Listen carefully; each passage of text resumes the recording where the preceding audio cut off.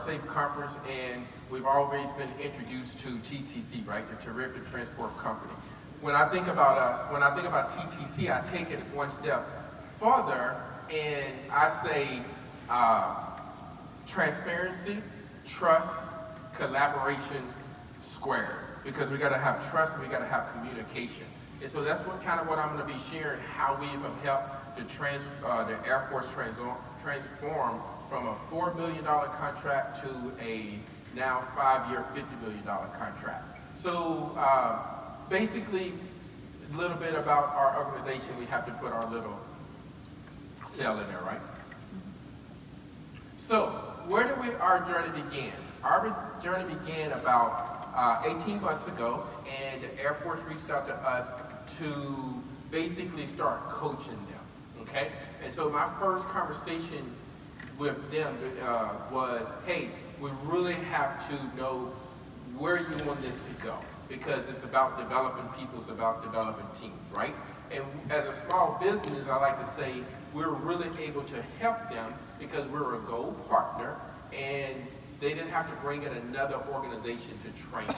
So it really started for us as being that gold partner and seeing what that brought to us as a company and what that brought to the Air Force as a partner to us. So we went in there, we started coaching them first and helping them to understand, because they're being mandated to go agile. Some places they're being mandated to go safe. And I don't know if you guys know the government like I know the government. Not everyone knows what they're doing, right? So we have to be able to help them collaborate and move that needle, because there are some great people in there that's doing their jobs. But what I like to tell people, sometimes we have to remember people are still people, okay? And so we started coaching them. We started training them, building all of their different type teams. But the main thing, myself, what I was doing as CEO, I was working with their executive leadership to get them to understand that no longer can you just say, go be agile and go do agile. It really, really, really has to come from the top. And I'll be honest with you, that was a hard sell. I just kept going at it, kept going at it, kept going at it. I used the executive workshop a lot to get the executives in the room and the stakeholders in the room.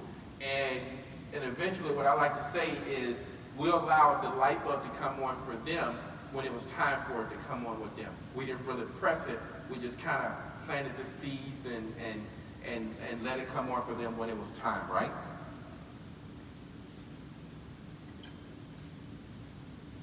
So we started the coaching. We went into the executive workshop like I was just saying, and then once we got that buy-in, it was easy now to be able to have leadership, okay, speak to the organization and say, yes, we're committed to this, we're going to do this, and that way it made it easier for that culture, that mindset to start to be influenced now. Because as I was having my executive workshop meetings with the leadership, that was the whole thing, was historically, we have to change the mindset, we have to change the culture of the Air Force, and it's a big deal. It's a big thing to do. That's a big vehicle to move, right? And I was able to really translate with them because I'm ex-Army, I'm used to telling people what to do, and this is a different environment, and now I had to learn myself how I can go up to a developer and say, oh, how can I help you? It's not just a push, it's more of a push-pull. And that was once I kind of understood that myself, being a leader, I was able to relate to them and give them some examples of how this is going to be successful for you. But it all depended on how we change that culture and how we change that mindset throughout our journey. So we trained safer teams, and we started with Essential Safe.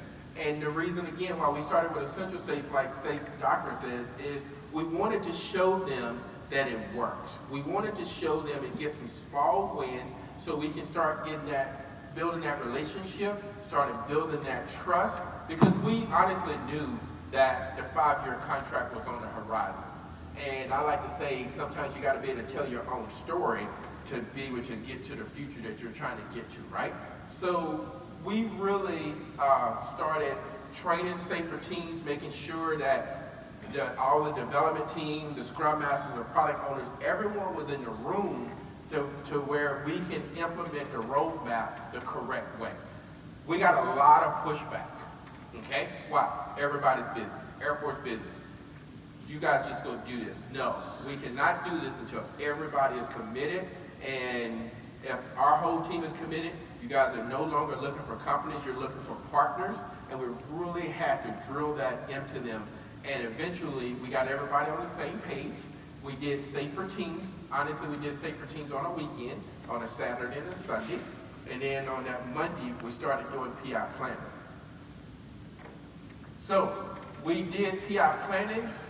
It opened up everyone's eyes. And with us having multiple SBCs, the other thing that we did that was very, very valuable was now we did concurrent sessions of different roles.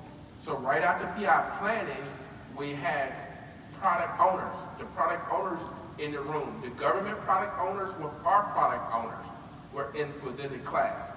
The scrum masters, our government scrum masters, our company scrum masters was in the training together. Why? Because we want to get one voice. It's one voice out of this team.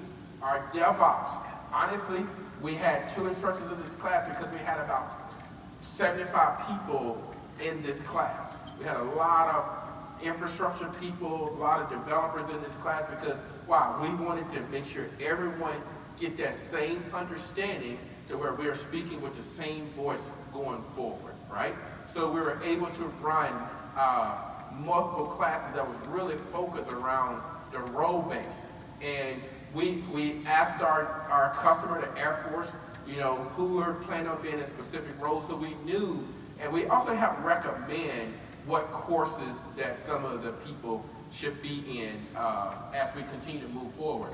Now, in the product owner class, we had contracting people in that class. We had some operations people in that class. Some of what the government wanted to do was, hey, we don't really want to get certified, but we would love to kind of see, do you mind if we bounce back from class to class so we can get an understanding? Absolutely. That would be beautiful. Honestly, I think that would be really huge for you to understand all the different roles. So we were very flexible in that manner, trying to get them to understand how all the roles are going to work together and different things like that. Because some of the questions that we ran into was, well, I don't see my role. What do I do? Well, going back to the whole train of art, your role may not be explicitly called out, but you're very valuable to the team, and yeah, you should go to the product owner. Or, hey, you're going to be more a facilitator and really help because you're so valuable, blah, blah, blah. You should go to the scrum master. Oh, thank you so much. So we were really, really, really collaborative in that manner of helping people decide which course to take, and then also just allowing them to be flexible to say, you don't necessarily have to sit through the whole class because you're trying to get that understanding, and eventually down the road, as each PI we do more training now, if you want to sit in that class and get certified, now you know exactly what class you can sit in on and continue your journey, right?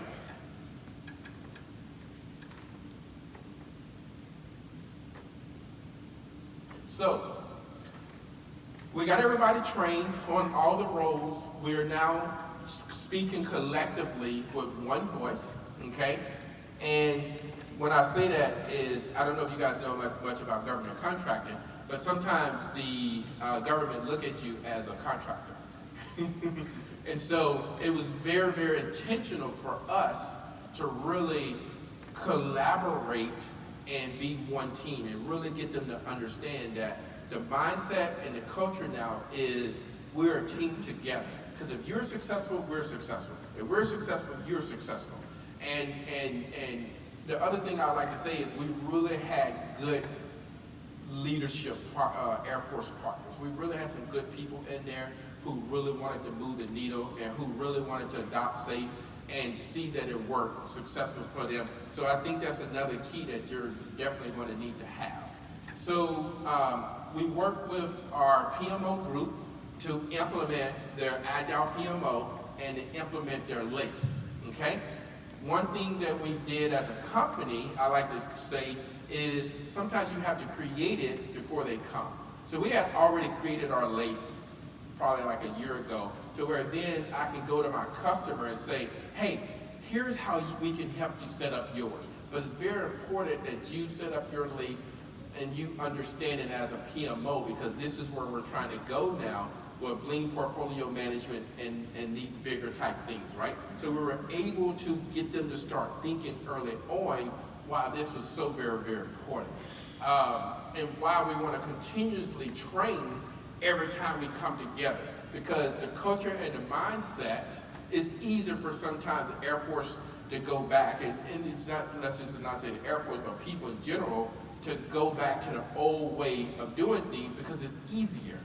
And I like to say, you know, every single day we're very intentional about the culture and the mindset and how do we continue to develop people and how do we continue to build teams. Well, every single time we do our PI now, we're continuously bringing a lot of the new courses, a lot of the new trainings to continue and help with that development of building people, right? So that's what we were able to do.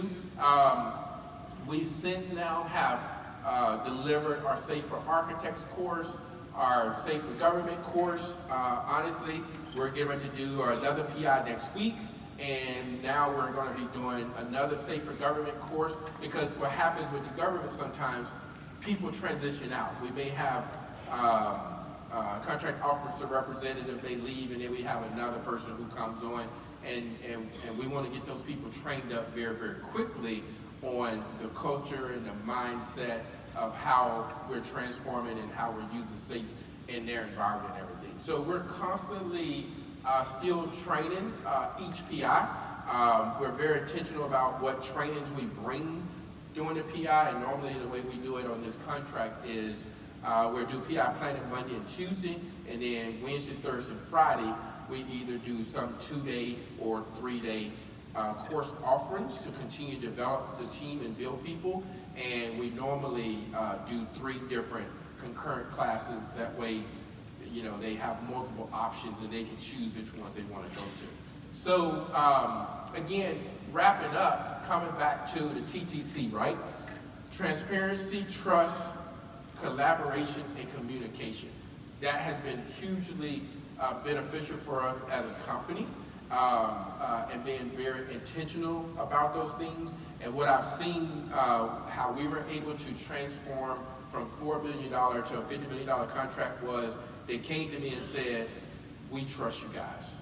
We trust that you guys have our best interest, and the decisions that you guys are helping us make as a team, we can see that it's not just in your best interest, but it's in the best interest of us as a whole. And that was very, very, once we heard that, that was very, very important for me. And the other thing that we found out was, not only did the government trust me as a company, but when you have the government engineers who trust your engineers because of the technical communications and collaborations and things that they do together, and the government now is willing to take a little bit more risk in certain things, it really helps that relationship and that trust is there, because it just makes everything else go a whole lot smoother. Because what happens is, you know, the contractor people will come ask the technical people, hey, do these guys know what they're talking about? And they're like, oh yeah, they're good, they're great, right? It just makes everything go a whole lot smoother. So when they were able to say, man, we love you guys, we trust you guys, we're moving the needle together, we want to take more risks with you guys, and here's how we're planning on doing it, it makes this go a whole lot smoother. And then the last thing I would add is being very intentional about it, because, you know, some people say, well, you know, the DOD and the Air Force is a hardship to move. What I like to say is every organization is a hardship to move, right? But if you look at a gentleman was just telling me this earlier, right? If you look at a boat, you have this small rotor in the back, right? That can turn this big ship. So it starts with small incremental change. And that small incremental change can move a big ship. And when we first started, people was like, oh, it's not gonna work. It's not gonna work. I said, well, introduce me to everyone. Let's go have some conversations. Hey, let me take you over here. And we started talking to people. We started shaking people's hands. We started inviting people to the training. Okay, we started building relationships so we can build that trust. And that's how we were able to successfully transform this Air Force customer. This Air Force customer is in Montgomery, Alabama. And we were able to successfully transition them from 4 to 50 million. And the other thing was we were able to stand up 40 developers in 2 weeks. And the way we did that was we do a lot of training. We were able to build our pipeline. We knew this was coming, and we started putting contracts in place, right? So when it was time to say, hey, we got to start, we went from one day to the next day with a full team. And the government says, holy crap, we've never seen that done before. So it built that trust for us as a small business, because the first thing they asked me was, we don't know if you can handle the large contract because you're a small business. But we started doing the right things and telling the right story and putting the right people in place to build that trust, to gain that trust, to where they knew that at the end of the day, you're going to have the key players and you're going to train us to make sure that we can go down this road successfully. And at the end of the day, what we've seen is really every single day is all about communication. It's all about communication. It's all about collaboration. And how do we do that together as a team? And we remind everyone that, no one's perfect. We're building this journey every single day, but together we want to be able to tell our own story and how the program is being able to successfully transition and adopt, right? And so it was a big deal for me, because when we initially went in, SAFE was not it was looked at differently, okay? And my philosophy was, it works, you have to work it. You have to work it. And so what we were able to do throughout a lot of this as well is use a lot of the toolkits that SAFE provides and be able to tweak some of those things as needed. And behind the scenes for my leadership and the Air Force customers, I was sharing with them and helping them. This is what you're going to be introducing and saying in front of everyone at PI Planning. They don't need to listen to me. They need to hear from you, because you're the leader, you're the customer, you're going to be in the big room. And honestly, in the beginning, they were very scared, right? I don't want to talk in front of all of these people. No, you really need to. And here's the reason why. And then once we got them over that hump and they were able to start doing all of that, now it's just a piece of cake and they love doing it, right? Because they love sharing their vision and seeing how the dev teams are collaborating with their vision. So again, TTC, transparency, trust, communication, and collaboration, TTC squared, right? Is how we've been able to successfully transform. This is one of our Air Force customers. We're doing this with quite a few Air Force customers right now. And I like to say that we're being very blessed because we're intentional about building culture and mindset and working with people and understanding that at the end of the day, sometimes we forget we're still people. And sometimes we have to pick up the phone versus sending an email. And sometimes if you take this framework and you remember that at the end of the day, people still have feelings and people still have emotions. We've been seeing that it can be really, really successful.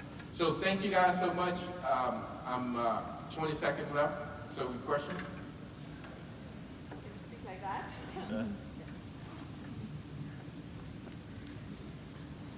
Hi, hello. This is great. I mean, I can see from in your journey here that from beginning to the end, it's a continuous learning, a lot of learning channels that contributed to the success.